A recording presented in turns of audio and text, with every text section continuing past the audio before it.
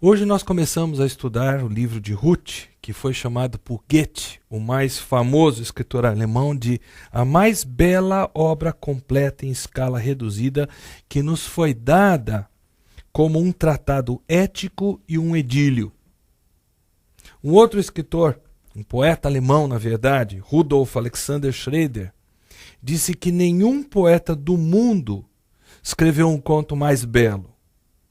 Isso porque o livro de Ruth é uma história que envolve gente comum e acontecimentos comuns.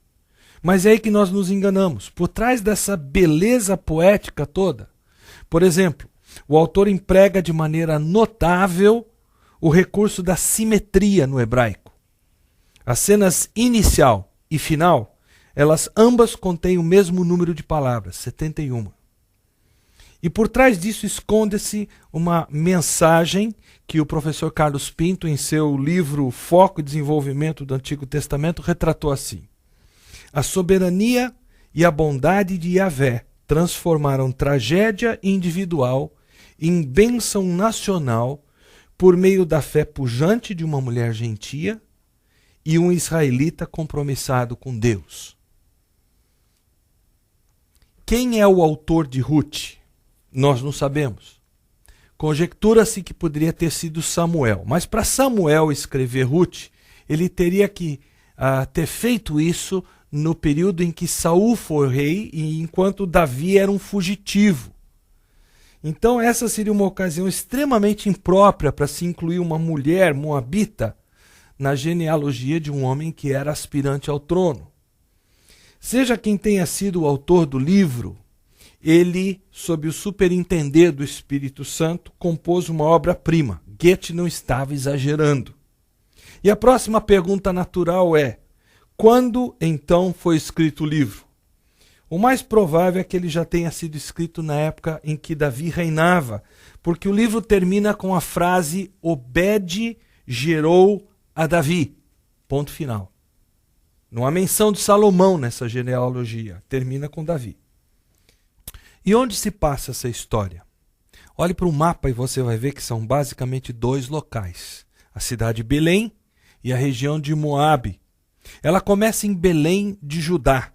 Veja o versículo 1, a segunda frase: um homem de Belém de Judá, que era uma cidade 8 quilômetros ao sul de Jerusalém e também era chamada de Belém Efrata.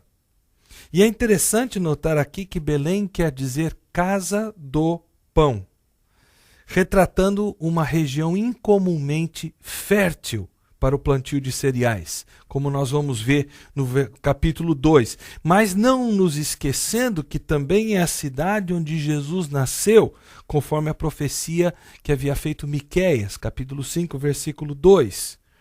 Coincidência? Eu creio que não.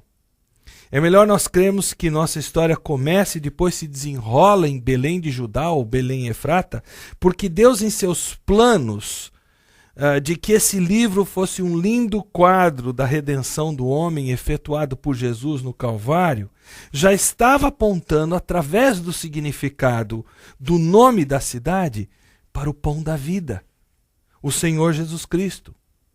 Aliás, em João 6, 33 a 36, nós lemos Jesus dialogando com os homens que o seguiam porque ele acabara de os alimentar.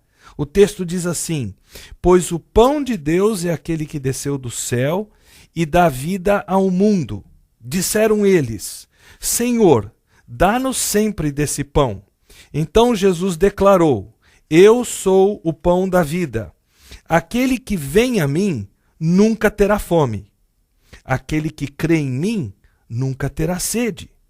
Mas como eu lhes disse, vocês me viram, mas ainda não creram.